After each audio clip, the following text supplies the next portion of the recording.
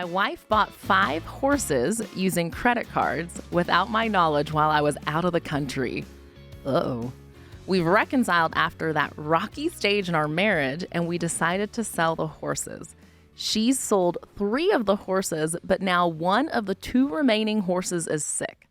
She argues that we need to restore the horse's health so that we are able to sell it. She bought the horse for $5,000 and hopes to sell it for $2,000 if it's healthy. I would like to euthanize the horse, but my wife doesn't have a problem going into more debt to save it.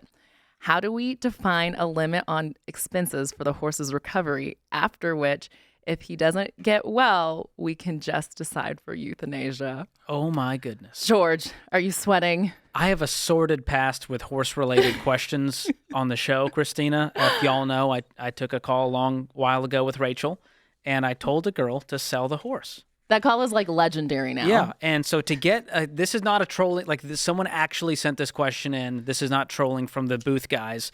And listen, I will say this: horse people, there's 2 kinds. They're either very wealthy or they're broke, and this is like an addiction level. Yeah, you know what I mean. If this was gambling, we would say you have a problem. So they're trying to get out of this mess. Obviously, I am not a part of the equestrian community. I did look up obviously options for this, and here's my take. I don't think they should sink money into this thing, and I don't think they should euthanize the horse. Ooh. I think there's another option. Let's hear it, George. Because what they're saying is, hey, should we sink another $5,000 into the horse to get it back on its hooves? All to then sell it for 2. So either way, they're losing a ton of money on this. My option would be, why don't we try to market the horse privately or look into horse rescues that would be willing to take this horse on and help it recover? That's good, George. Doesn't that feel like a better option? Yes, that's good. That's good. That's a good in-between spot where it's like no more debt, I mean, no more obviously, sinking money. we can all agree euthanasia is a worst last-ditch option. Right. Not the option we want to go with if we can get the horse on its feet without sinking too much money into it. Well, George, you actually love animals. I feel like you got a lot of hate from Horsegate, but you actually have quite a strong relationship and don't want the horse to die. Absolutely. So, yes, if you're gung-ho about trying to help this horse recover, I would set a limit and say, listen, let's get an estimate from the vet. And if we're willing to do that and we're willing to cash flow it, meaning we're not going to go further into debt for this, then I would look into the recovery. But if you're going to have to go into more debt, we're getting rid of the horse and giving it to someone who can financially take care of it. That's good. I feel like that's a win-win. That's a win-win on that. And then I would also recommend y'all go through FPU again, Financial Peace University, because it sounds like y'all worked through some of the marriage issues. You know, you sold horses and all of that, but that desire to still go into debt is still there with your wife. She hasn't had that I've had it moment. The fact that she's, kind of immediately going to, oh, well, let's just, spend money on a credit card to help heal the horse. Like that's not a strong foundation. So I would work through that, maybe even consider going through some financial coaching. Because there's been a lot that's happened in your marriage. That trust that was breached is the most pressing matter in this whole situation. That's hard to repair. Well, and it's hard to see once again, you've been through so much with the fact that she went into debt for the horses to begin with. And now she's immediately going, hey, here's an issue. Let's go into debt again. Like that's got to kind of spark something on the inside. Yeah. But George. Horse problems. I think that everybody needs a little bit of an update on Horsegate. Oh my goodness. Do I have an update for you? So we just did a Building Wealth event in Indianapolis, and Katie, who is the person that called in with the horse call, who I told to sell her horse and I said worse things, was at the event. She drove 5 hours to be at the event, and we're cool. We've messaged on Instagram. I love getting updates from her. She was awesome. And our social team was there, and they made a little clip. And so if you're listening on radio, it'll be hard to follow. I'm going to recap it after we're done. But let's check out that update on Horsegate. George, you know your horse story? My horse story? The horse. To sell the horse? The horse story, to sell the horse. Could you sell the horse? I can't. Why not? I've had this horse 11 years, and I've rodeoed Katie. There's other horses out there. It doesn't even know your name. Or horses for you on the other side. George. Listen, I want Katie to win. Yeah, she's here. Katie's here? She's here.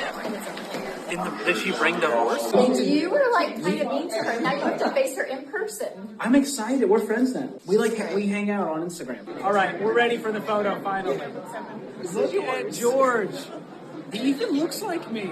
He has my email here from high school. Just tell me the dog doesn't even know my name. Yes. George, the dog doesn't even know your name. It hurts as much as I thought it would hurt. So happy.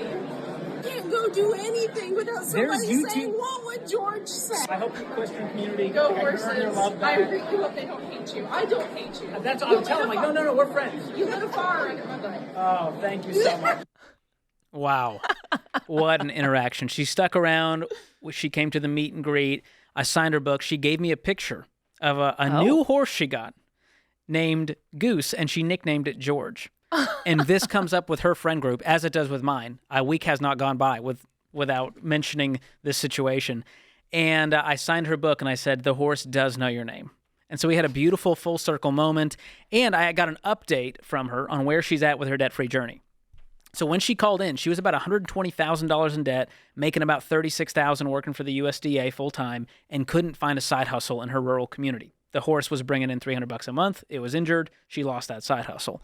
And so since then, she has paid $12,393, and she has a goal to pay off the remaining $113K in the next 2 years because she got a new side hustle painting interior houses. Oh. So she's already made like $5,000 doing house painting, and she enjoys it. It makes great money. And so there was a happy ending to this story. That's great. And I think that's important to note because you got a lot of hate for that. Well, here's where I went wrong. And I immediately regretted this after it came out of my mouth when I said the horse doesn't know your name. Because I know horses have like deep connection, soul level connections with their owners, and it's a beautiful thing. And no, the people were like, would you sell your dog? And I was like, no, my dog doesn't need a farm. Now, my dog was thousands of dollars because they're luxury designer dogs. That's just what we like. But no, I would not sell my dog. I mean, would you be sad if somebody said they didn't know your name? My dog for sure doesn't know my name. My dogs are not the brightest. Horses are way smarter. I feel like that's a healthy relationship with your animal. It is. But I do stand by the fact that, I mean, she emailed into the show and she was like, this is a prize-winning horse. It's worth $20,000. I was like, oh no, Katie, you're only making my point to sell the horse. And as we see, it's not an ethical, moral thing. If you sell a horse, that's fine. You're not a bad person if you sell a horse. But me telling someone to sell the horse was apparently where the line is. That's probably the way you said it. The way I said it. But here's why. I cared more about Katie's future than I did her present day horse. That was the truth. I wanted to see Katie win, and looking at the numbers on paper, it hurt my heart because I'm going, oh my gosh, there's no way out of this thing. It's going to take a decade or more to get out of debt, which is not okay. And she's young, she's vibrant, she has a whole life ahead of her, and that is why I gave her that advice. She did not take it. She did sell one of her horses that was kind of retired and bought this newer one. Oh. So, horse people, let me tell you, they are intense, they are diehard, and they are willing to spare no expense for their beloved horses. Man, well, and it's nice to see a full circle moment and to see her acknowledge like, hey, that was good advice. But I think that visceral reaction is pretty common whenever you're trying to get out of debt. And there's a lot of things you might be willing to sell. There's a lot of things that you're willing to part with. But there are certain things, especially with guys and trucks, it's a no-go seems to be zone. like the woo. Yeah. And you heard her at the end. She said, you lit a fire under my butt. And whenever I'm making a decision, my friends go, what would George say?